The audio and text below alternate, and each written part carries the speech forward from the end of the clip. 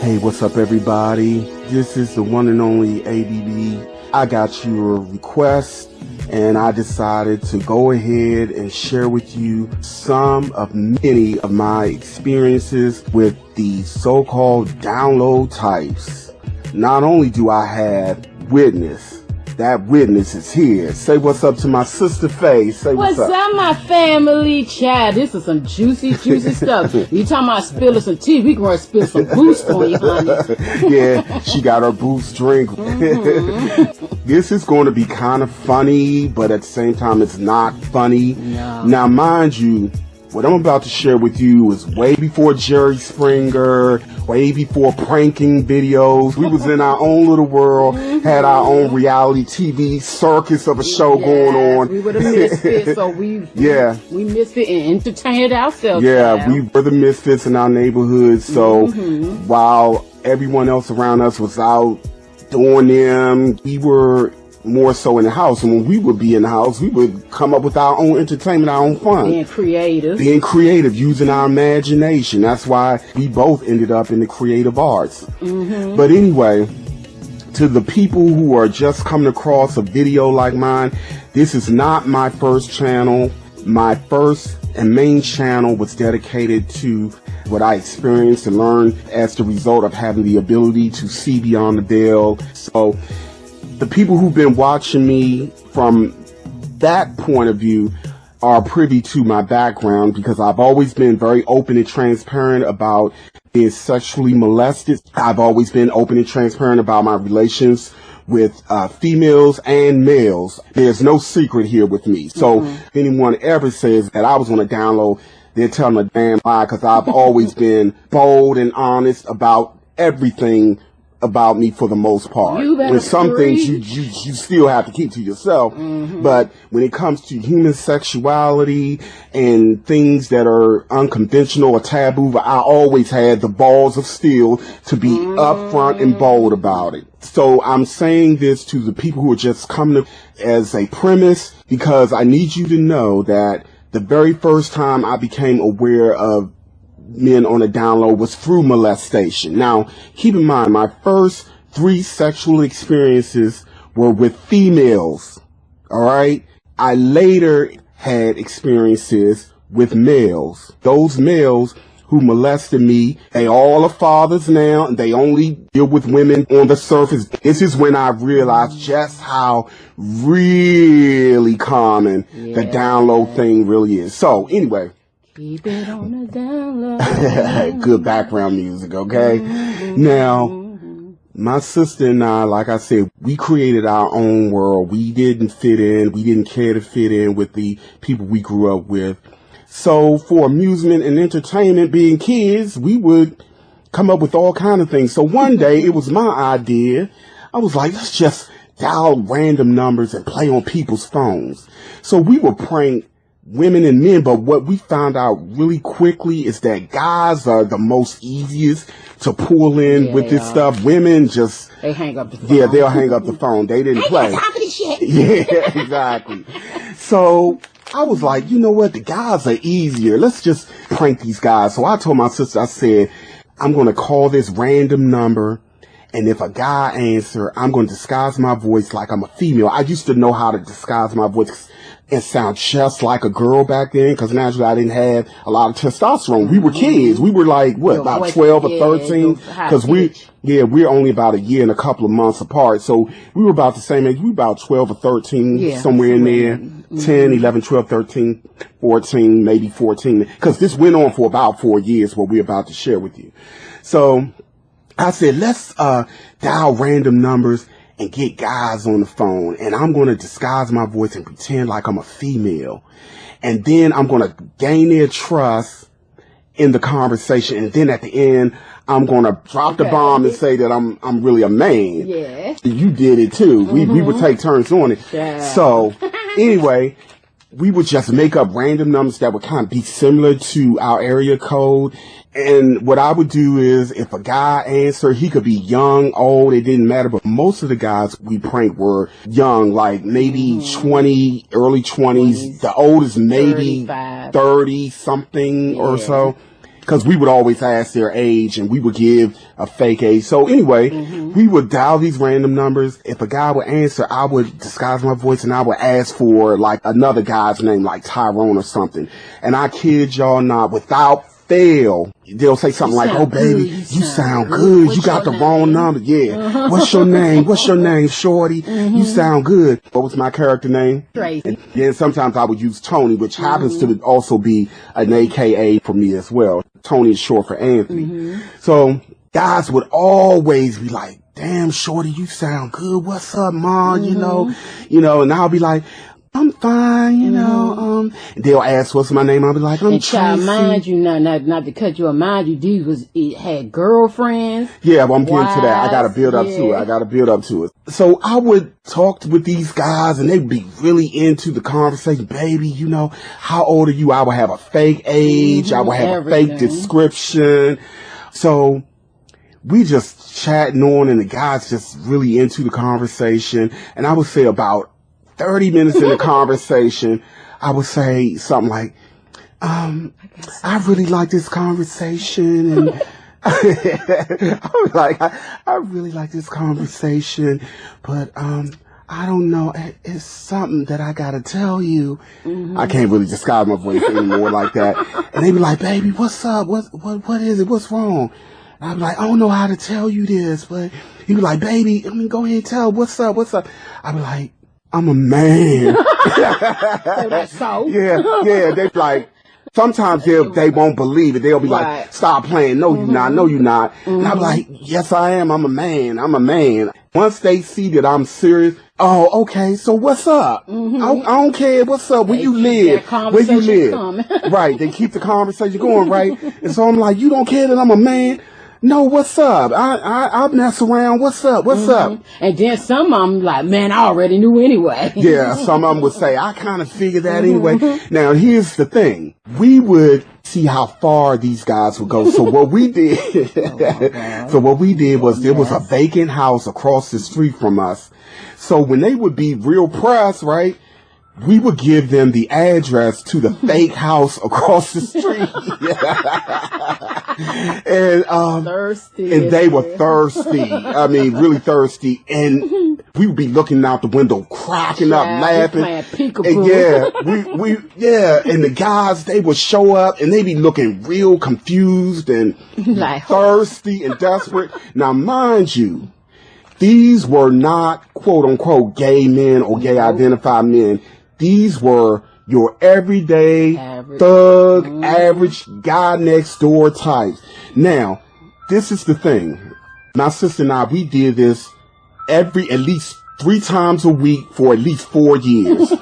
So you added up over 4 years doing this, calling several guys a week. Now, let me say this. When we would go to the store, there would be payphones everywhere. We would also call random payphones. Get random payphone numbers to keep, these pranks going. But again, that was our entertainment. That was our entertainment, child. We were running up them numbers. Yes, we were. So, oh my God. We did this for 4 years, and I kid you not, out of 4 years, calling and doing this with hundreds of guys, I would say out of all of them, maybe 4 said F that and hung up on us. This shit, only maybe 4 out of 4 years of hundreds. And again, we would give these guys a fake address to go to, and they would show up. And sometimes they would come. Late night. One time, we called a payphone. A guy answered, and we played the game or whatever. And he was like, "Yeah, what's up?" He was like, "I got my boys with me. We know what's up. We mess around. We all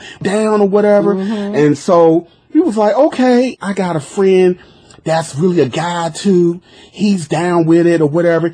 5 dudes showed up, and I'm telling you, ladies, every last one of y'all would fall out if y'all had seen these guys. They was something that was fine as wine, child. I mean, them dimes, them eyeballs would pop out like how what was that on Tom and Jerry with his eyeball. Yeah. I'm telling you, these were guys that most females would fawn over, would go for without a doubt. And I'm talking about everything from thug boys to pretty boys, to everything in between. Now, like my sister was saying before, through all of the conversations, we will always get the tea that these guys had either girlfriends or wives. Some of them had babies at the time. So, of course, these same guys are still walking around, you know, for the most part. I'm sure some of them are no longer on earth, but these were very young guys. They're still around. So the implication here is that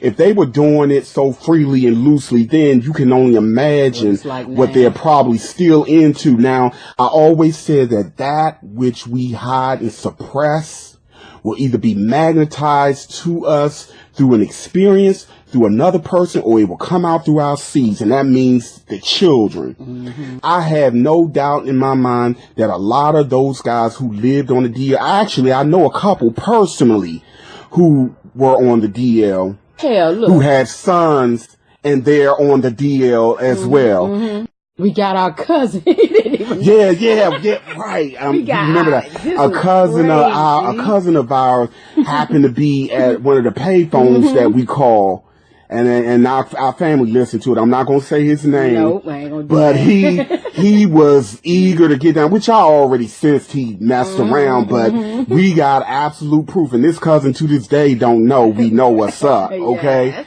Family members, you're not gonna tell y'all who it is, all right? You know, a lot of these women who are married, they get it twisted. They think because they married, but child, the married men are the worst. I got a lot of stories with the married ones. Are the worst. Yeah. So keep them blinders up, girl. Don't sleep. Take them blinders down. Take the blinders down. Excuse me. Because there are a lot of sisters out there with blinders on and in denial. Let me tell y'all something real quick. I used to work with a coworker who called me over to her desk, right? Now, mind you, I had already met her baby daddy before, and I was already picking up vibes before then.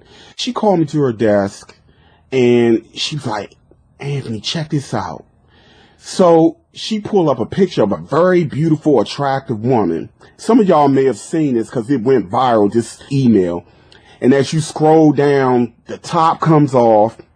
Then you go down, the bra comes off, then the very last picture of this same person, the underwear is off, and there's a penis there. And she was laughing and thought it was funny. And I was like, well, who sent you that? She said her baby daddy name, and I looked dead at her and I said, I don't know about that one. If looks could kill, she looked at me and said, please. I was like, no, girl, please, if you know what I know. Right, exactly. She in denial. And in my mind, right at that moment, I'm like, what straight man would find amusement in that and would then turn around and send it to a baby mama and think it's funny? I'm going to tell you why he felt emboldened to do that, because he already know that he put up his front so well that she would never, ever put two and two together. Now, let me have done the exact same thing. Yeah, child. Yeah, exactly. Yeah, it would have got all around the office. Yeah, he's gay. He did this. He did that. You see what I'm saying? People attach gayness to what they're comfortable with, or homosexuality with what they're comfortable with. That's why the saying go, don't judge the book by its cover, because you just never know. You never know. That book you judging might be very, very wrong. Yeah. Stop thinking you can tell a downlow man by looking at them. You're just not going to get it that way, because especially the hardcore type, they will rather kill before anyone figure out what's up with them. Child, I had my share down low. I thank God for my brother, because I even once when I was younger, it was one dude that I was dealing with, and we were always getting these arguments every time you turn around. I'm going with my boys, Child, it ain't that much hang with no boys in the world. So I guess one day we was debating and going back and forth. I must have hit a nerve, child. This dude picked a pole up and hit me in my head, and I had to get 13 stitches in my head. Yeah. Guess what? That next morning, after sister got her, them scruples got reconnected to the brains. Child, I rolled out and ain't looked back. I told my sister he was on the low. And that's why she kept questioning him about it. He kept confronting him, and he got angry. These guys are so terrified of being seen for who they are. They can become very violent and very, very dangerous. But let me tell you a full circle moment with that one. Anya Anya and myself, that's the one that sings with me. We went downtown to D.C. We were on our way to the food court at the Union Station in D.C. And who did we see? We saw my sister's ex. Now, my sister has long since left him behind. This is like 3-4 years later. He's all up in the face of this very flamboyant queen. I mean, this was a queen. There was no hiding. I guess at this point, he's like, screw it. I'm going to just be open and honest. Like, he was in his face, smiling, grinning, looking her up and down with lust, like he was talking to a female. I think I get why a lot of these guys do what they do. We have to be open and listen to these guys and not be quick to judge. Oh, you gay and you this, you that. I don't really believe a lot of these guys are gay or anything like that. It's just like you say, a form of aggression, and they have to release or whatever. I'm not here to judge no one, but my thing is with these guys, they have to get to the point where they have to be open and be real about it and let it be the decision upon whether the woman or the man or whoever, make that be the decision if they want to deal with that type of scenario. And my thing is, if you are like that, be smart and protect yourself and do what you have to do and stop spreading diseases and having all these unwanted children. And it's just a mess. Yeah, and if the women must stop. These men can only do what the women allow. We have a lot of women out here now trying to be thoughts and thinking it's cute, feeling like I need to be just as open about my sexuality the same rate as a man. Women, you cannot do that because you have a wound. Yeah. You cannot be having toxic penis ejaculating in your vagina and ruining your portal. Your portal and your temple should be sacred, and you should treat it with respect and stop letting just any man that look your way lay up with you. And I know a lot of women are desperate for love and want to feel love, but I'm telling you, that's a setup. You got to get those self-esteem levels up, and you got to get your level of awareness up and get your consciousness up.